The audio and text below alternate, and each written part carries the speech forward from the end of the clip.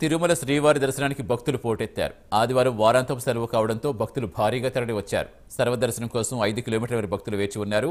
Vaikuntham queue complex లో అన్ని compartments నిండిపోయాయి.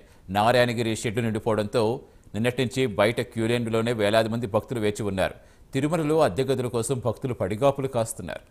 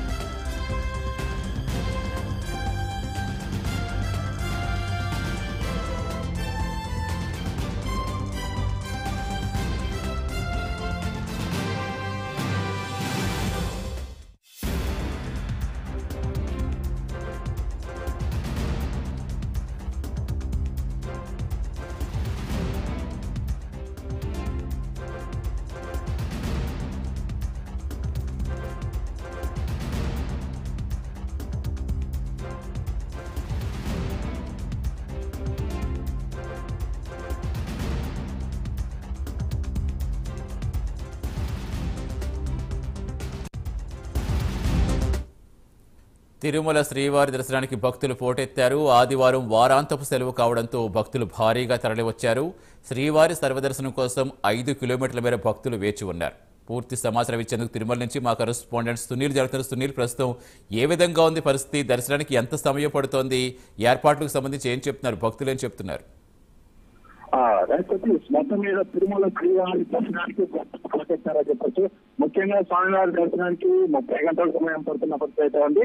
ముఖ్యంగా ఏదైతే తిరుమల వైకుంఠం క్యూ కాంప్లెక్స్ లోని అన్ని కంపార్ట్మెంట్లు నిండిపోవడం, నారాయణగిరి ఉద్యానవనంలో ఉన్నటువంటి 6 సెట్లు నిండిపోవడంతో ఇప్పటికే 5 కిలోమీటర్ల దగ్గర భక్తులు వేసి ఉన్న పరిస్థితి.